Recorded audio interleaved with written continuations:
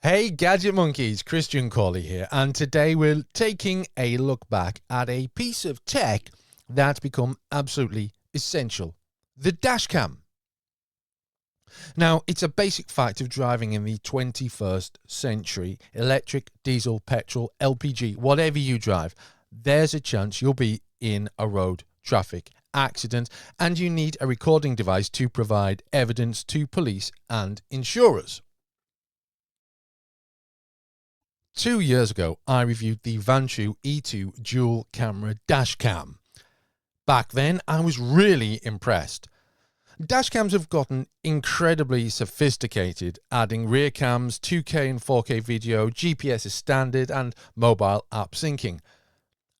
I'd already checked out the Vantrue N2 Pro, and the E2 was the next step in Vantrue's evolving lineup.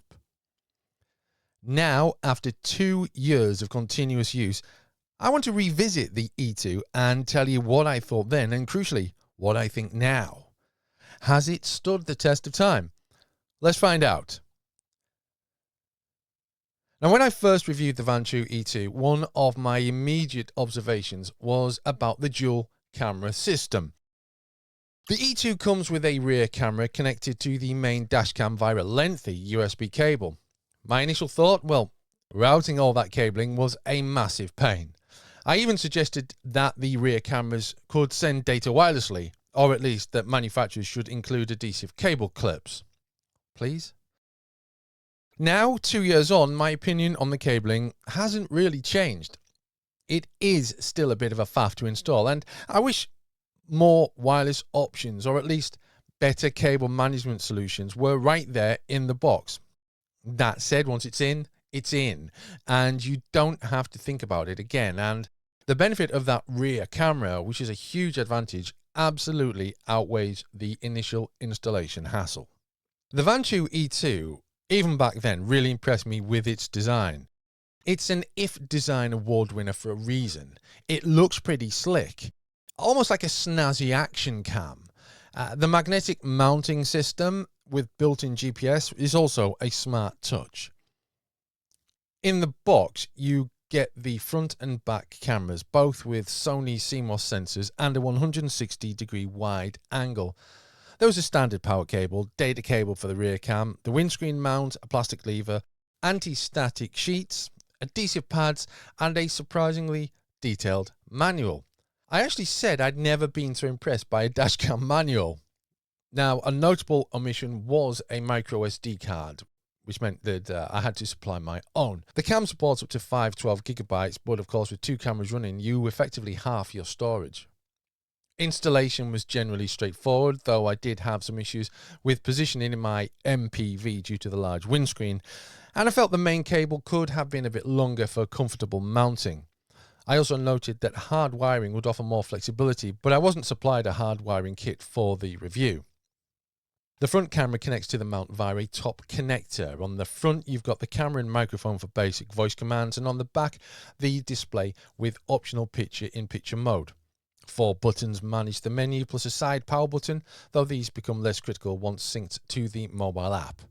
2 years on, my admiration for the design and build quality of the Vantrue E2 has only grown over time. It still looks great, and more importantly, it has held up exceptionally well to daily use in varying temperatures. The magnetic mount is still as secure and convenient as it was on day one, making it incredibly easy to detach the main unit from the mount if I need to connect it to my PC. That's a feature I've really come to appreciate and use regularly. The lack of a bundled microSD card remains a minor nickel, but it's a one-time purchase, so no big deal really. And yes, I still don't like the lack of adhesive cable clips. You might call this my personal crusade against dashcam companies. Regarding installation, I still stand by my original points about cable length and hard wiring. However, for most users, the standard cable is pretty adequate. And once it's tidied away, it's out of sight, out of mind. I highlighted that a dashcam should be anonymous until needed, and then straightforward to retrieve footage. With the E2, you could eject the SD card, connect the camera directly to your PC, or sync to the mobile app. The camera supports 2.4 and 5 GHz wireless for swift data transfer. The mobile app, available for Android and iPhone, was a huge plus. It allowed reviewing footage with Google Maps or Baidu Map integration, showing your route and speed. There was even a basic editor for trimming clips. Crucially, the app offered a far easier way to configure the device than the hardware buttons, with screens full of commands for resolutions, frame rate, and emergency recording sensitivity. I also praised the three-way SD card division: normal looped footage, photos, and emergencies triggered by sudden movement or collision, or the small unobtrusive remote control. That remote, allowing you to save footage, disable audio, or take photos, was a handy optional extra. And finally, I called the Vantrue Desktop for Windows and Mac arguably the best dashcam software I've seen, allowing effortless browse and GPS information alongside the video. Looking back, the mobile app and desktop software have truly been standout features. They remain intuitive and incredibly reliable. The ease of pulling footage via Wi-Fi to my phone, or even better, connecting the main unit directly to my PC, is fantastic. This is where that detachable magnetic mount really shines for convenience. And reviewing footage with the integrated GPS data is, of course, incredibly useful and provides a complete picture of any incident and where you've been. And, I like to look back at my journeys. The emergency recording function, both automatic and via the remote control, has proven itself. While thankfully I haven't had any major incidents, those sudden braking movements or unexpected bumps have been reliably saved. But the remote control seems to have died. I don't know why this is. I've changed the battery in it. I've attempted to sync it up again and all that kind of thing. It just feels like the actual device is dead. But fortunately, the E2 has voice commands, so you don't really need the remote control. The software ecosystem, the app and the desktop viewer, is a huge advantage and something I still use regularly. It really elevates the user experience beyond just record and forget. Now, I acknowledged a few niggles. There's no 4K recording with the E2.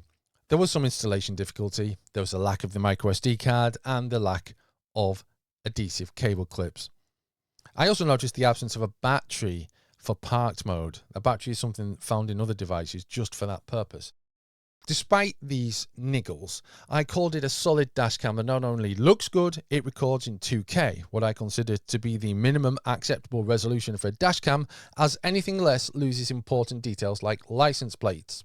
I also concluded that with its features, impressive apps, GPS and handy rear camera, the Vantrue E2 was a strong recommendation for a decent, trouble-free dashcam experience. Now, that was 2 years ago.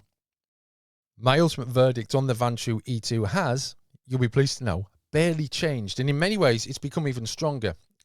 Of course, there's no 4K, but that's the only thing that I really miss, having tried other dashcams in the meantime. And if I were buying a brand new dashcam today, 4K would probably be on my checklist. However, the 2K resolution still holds up incredibly well. License plates and details are consistently clear, and this is the most critical function of a dashcam. Yes, the installation was a one-time pain, but that's long forgotten. Well, I mean, it would be if I hadn't been reviewing loads of other dashcams in the meantime, but, The lack of a micro SD card is still just a minor inconvenience, and while I still campaign for cable clips, and I always will, it doesn't impact the overall performance. The absence of a built-in battery for parked mode is a fair point, but for my usage, it hasn't been a deal breaker. The rear camera continues to be a massive advantage. Having that extra angle of coverage offers immense peace of mind, and as I mentioned, the main device's ease of detachment to the mount, making it simple to connect to my PC for footage review, is brilliant. So, after 2 years of daily use, countless miles and reliable performance, I can confidently say I still recommend the Vantrue E2 dashcam. It's been a fantastic piece of kit, durable, reliable, and continues to offer excellent value. If you're looking for a dependable dual camera dashcam, even now, the Vantrue Element 2 should absolutely still be on your list.